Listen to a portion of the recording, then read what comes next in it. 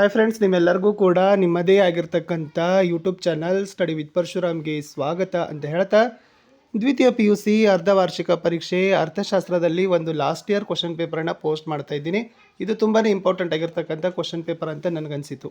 So ದಯಮಾಡಿ like, share ಮತ್ತು subscribe ಮಾಡೋದನ್ನು ಮಾತ್ರ ಮರೆಯದಿರಿ. ಬೇರೆ ಎಲ್ಲ ವಿಷಯಗಳ ಕ್ವಶನ್ ಪೇಪರ್ಗಳನ್ನು ನಾನು ಆಲ್ರೆಡಿ ಪೋಸ್ಟ್ ಮಾಡಿದ್ದೀನಿ. ಅದನ್ನು ನೋಡದೇ ಇದ್ದರೆ ವಿಡಿಯೋದ ಡಿಸ್ಕ್ರಿಪ್ಷನ್ ಬಾಕ್ಸ್ನಲ್ಲಿ PUC first and second year all exam question paper ಅಂತಲೇ ಒಂದು ಪ್ಲೇಲಿಸ್ಟ್ ಲಿಂಕ್ ಇದೆ, ಅದನ್ನು ಒತ್ತಿ ನೋಡಿ ಅಂತ ಹೇಳ್ತಾ ಈ ಕ್ವಶನ್ ಪೇಪರನ್ನು ಶುರು ಮಾಡ್ತೀನಿ. ಸೊ ಫಸ್ಟ್ ಬಹು ಆಯ್ಕೆ ಪ್ರಶ್ನೆ ಪತ್ರಿಕೆಗಳಲ್ಲಿತ್ತು, ಈ ಕೆಳಗಿನ ಯಾವುದು ಸೂಕ್ಷ್ಮ ಅರ್ಥಶಾಸ್ತ್ರದ ಉದಾಹರಣೆಯಾಗಿದೆ ಅಂತ ಕೇಳಿತ್ತು. ಸೊ ಅದರಲ್ಲಿ ರಾಷ್ಟ್ರೀಯ ವರಮಾನ ಇದೆ, ಅನುಭೋಗಿಯ ವರ್ತನೆ ಇದೆ, ನಿರುದ್ಯೋಗ ಇದೆ, ವಿದೇಶಿ ವ್ಯಾಪಾರ ಇದೆ. ಇನ್ನು ಬಜೆಟ್ ರೇಖೆಯ ಸಮೀಕರಣ ಕೇಳಿದ್ದಾರೆ, ಅದು ನೋಡ್ಕೊಂಡೋಗಿ ತುಂಬ ಇಂಪಾರ್ಟೆಂಟ್ ಅದ. ಇನ್ನು ಅಲ್ಪಾವಧಿಯಲ್ಲಿ ಒಂದು ಉದ್ಯಮ ಘಟಕವು ಏನನ್ನು ಸೂಚಿಸ್ತದೆ. ಇನ್ನು 4 ಪರಿಪೂರ್ಣ ಪೈಪೋಟಿ ಮಾರುಕಟ್ಟೆಯಲ್ಲಿ ಉದ್ಯಮ ಘಟಕಗಳ ಉತ್ಪಾದಿಸುವ ಮತ್ತು ಮಾರಾಟ ಮಾಡುವ ಉತ್ಪನ್ನಗಳು ಹೇಗಿರ್ತವೆ. 5 ಮಾರುಕಟ್ಟೆಯಲ್ಲಿನ ಎಲ್ಲ ಅನುಭೋಗಿಗಳು ಮತ್ತು ಉದ್ಯಮ ಘಟಕಗಳ ಯೋಜನೆಗಳ ಹೊಂದಾಣಿಕೆಯಾಗುವ ಒಂದು ಸನ್ನಿವೇಶಕ್ಕೆ ಏನಂತ ಕರಿತೀವಿ ಅಂತ ಕೇಳಿದರು. ಇನ್ನು ಬಿಟ್ಟ ಸ್ಥಳಗಳನ್ನು ತುಂಬಬೇಕು. ಸೊ ಆಲ್ರೆಡಿ ಮೇಲೇ ಆಯ್ಕೆಗಳಿರ್ತವೆ, ಅವೇ ಆಯ್ಕೆಗಳನ್ನು ಬಳಸಿ ನೀವೇನು ಮಾಡಬೇಕಪ್ಪ ಅಂದರೆ ತುಂಬಬೇಕು. ಪ್ರಶ್ನೆ 6 ದೀರ್ಘಾವಧಿಯಲ್ಲಿ ಎಲ್ಲ ಆದಾನಗಳು ಹೇಗಿರ್ತವೆ. 7 ವಾಸ್ತವವಾಗಿ ಎಲ್ಲ ಆರ್ಥಿಕತೆಗಳು ಡ್ಯಾಶ್ ಆರ್ಥಿಕತೆಗಳಾಗಿವೆ. 8 ಬಯಕೆಗಳನ್ನು ತೃಪ್ತಿಪಡಿಸುವ ಸರಕಿನ ಸಾಮರ್ಥ್ಯ ಡ್ಯಾಶ್. 9 ಶ್ರಮದ ಮಾರುಕಟ್ಟೆಯಲ್ಲಿ ಡ್ಯಾಶ್ ಶ್ರಮದ ಪೂರೈಕೆದಾರರಾಗಿರ್ತಾರೆ. 10 ಸಮಗ್ರ ಅರ್ಥಶಾಸ್ತ್ರವು ಡ್ಯಾಶ್ ಆರ್ಥಿಕತೆಯ ಸ್ಥಿತಿಗತಿಗಳನ್ನು ನಿಭಾಯಿಸಲು ಪ್ರಯತ್ನ ಮಾಡ್ತದೆ ಅಂತ ಕೇಳಿತ್ತು. ಇನ್ನು ಹೊಂದಿಸಿ ಬರೆಯಿರಿ ನೋಡೋಣ. ಎ ಇದೆ, ಬಿ ಇದೆ. ಶಿಕ್ಷಕರ ಸೇವೆ, ಬೇಡಿಕೆ ರೇಖೆ, 13 TFC + TVC = ಸಾಮಾನ್ಯ ಲಾಭ, ಮಾರುಕಟ್ಟೆಯ ಸಮತೋಲನ ಅಂತ ಇತ್ತು. ಸೊ ಬಿದೊಂದಿಗೆ ನೀವೇನು ಮಾಡಬೇಕಪ್ಪ ಅಂದ್ರೆ ಅವುಗಳನ್ನು ಹೊಂದಾಣಿಕೆ ಮಾಡಿ ಬರಿಬೇಕು. ಇನ್ನು 1 ಅಂಕದ ಪ್ರಶ್ನೆಗಳಲ್ಲಿ ಸಂಖ್ಯಾಸೂಚಕ ತುಷ್ಟಿಗುಣ ಅಂದರೆ ಏನಂತ ಕೇಳಿದರು. ಇನ್ನು ಸೀಮಾಂತ ಉತ್ಪನ್ನದ ಅರ್ಥ ನೀಡಿ, ಬೆಲೆ ಅಂತಸ್ತು ಎಂದರೇನು, ಆರ್ಥಿಕ ಏಜೆಂಟರುಗಳೆಂದರೆ ಯಾರು, ಸರಾಸರಿ ಸ್ಥಿರ ವೆಚ್ಚವನ್ನು ಕೇಳಿದರು. ಇನ್ನು 2 ಅಂಕದ ಪ್ರಶ್ನೆ 6 ಪ್ರಶ್ನೆಗಳಿಗೆ ಉತ್ತರಗಳನ್ನು ಕೊಡಬೇಕು. ಬೆಲೆ ಬೇಡಿಕೆ ಸ್ಥಿತಿಸ್ಥಾಪಕ ಅಂದರೆ ಏನು, ಅದರ ಸೂತ್ರ ಬರೀಬೇಕು. ಕೆಳದರ್ಜೆಯ ಸರಕುಗಳು ಎಂದರೇನು, ಉದಾಹರಣೆ ಕೊಡಿ. ಪರಿಪೂರ್ಣ ಪೈಪೋಟಿ ಮಾರುಕಟ್ಟೆಯಲ್ಲಿ ಉದ್ಯಮ ಘಟಕವೊಂದು ಲಾಭವನ್ನು ಗಳಿಸಲು ಅಗತ್ಯವಿರುವ ಷರತ್ತುಗಳು ಯಾವುವು. ಇನ್ನು ಬಜೆಟ್ ರೇಖೆ ಮತ್ತು ಬಜೆಟ್ ಘನದ ವ್ಯತ್ಯಾಸ. ಇನ್ನು ಬೆಲೆ ಸ್ಥಗಿತತೆಯ ಬಿಂದುವಿನ ಅರ್ಥವನ್ನು ಬರೀಬೇಕು. ವಾಸ್ತವಿಕ ಮತ್ತು ಮಾದರಿ ಅರ್ಥಶಾಸ್ತ್ರದ ನಡುವಿನ ವ್ಯತ್ಯಾಸಗಳನ್ನು ಪಟ್ಟಿ ಮಾಡೋದು. ಪ್ರತಿಫಲಗಳ ಪ್ರಮಾಣದ ವಿಧಗಳನ್ನು ಬರೀಬೇಕು.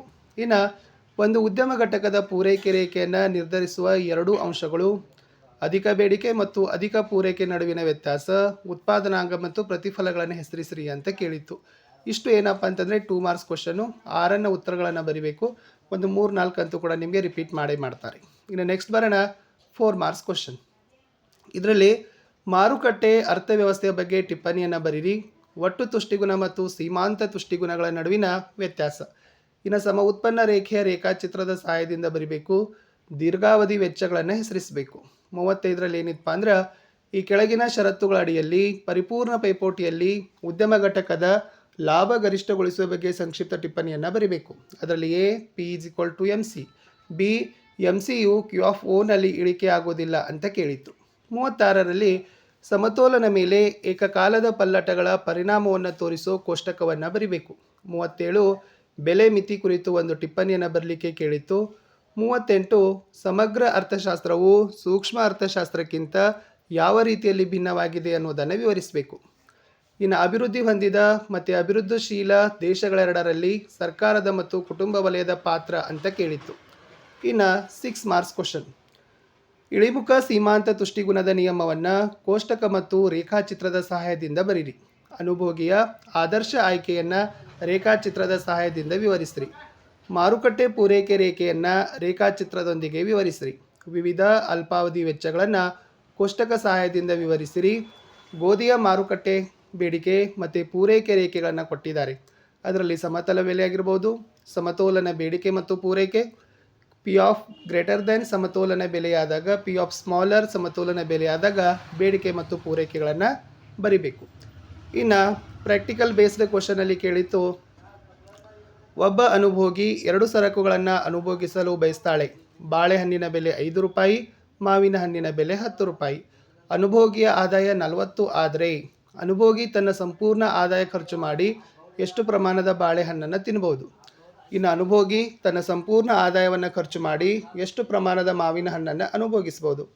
ಇದು ಇಳಿಜಾರಿನ ಕೆಳಮುಖನ ಅಥವಾ ಮೇಲ್ಮುಖನ ಅಂತ ಕೇಳಿದ್ದಾರೆ. ಬಜೆಟ್ ರೇಖೆಯ ಮೇಲಿನ ಎಲ್ಲ ಸಂಯೋಜನೆಗಳು ಅನುಭೋಗಿ ಆದಾಯಕ್ಕೆ ಸಮಾನ ಅಥವಾ ಇಲ್ಲ ಅಂತ ಕೇಳಿತ್ತು. ಇನ್ನು ಕಾಣೆಯಾದ ಉತ್ಪನ್ನಗಳನ್ನು ಬರಲಿಕ್ಕೆ ಕೇಳಿತ್ತು, ಅದು ಕೂಡ ನೋಡ್ಕೊಡ್ರಿ. ಇನ್ನು ಲಾಸ್ಟ್ ಏನಿತ್ತಪ್ಪ ಅಂದ್ರೆ ಕೆಳಗೆ ಕೊಟ್ಟಿರೋ ಕೋಷ್ಟಕದಲ್ಲಿ ಸರಕಿನ ಪ್ರತಿಘಟಕದ ಮಾರುಕಟ್ಟೆ ಬೆಲೆ 10 ರೂಪಾಯಿ ಆದಾಗ ಆದಾಯ, ಸೀಮಾಂತ ಆದಾಯ, ಸರಾಸರಿ ಆದಾಯದ ಅನುಸೂಚಿಗಳನ್ನು ಲೆಕ್ಕ ಮಾಡಲಿಕ್ಕೆ ಕೇಳಿತ್ತು. ಇಷ್ಟು ಸೆಕೆಂಡ್ PUC ಎಕನಾಮಿಕ್ಸ್ನ mid term exam question paper ಇತ್ತು. ಸಿಗ್ತೀನಿ ಹೊಸ ವಿಡಿಯೋದಲ್ಲಿ. ಬಾಯ್.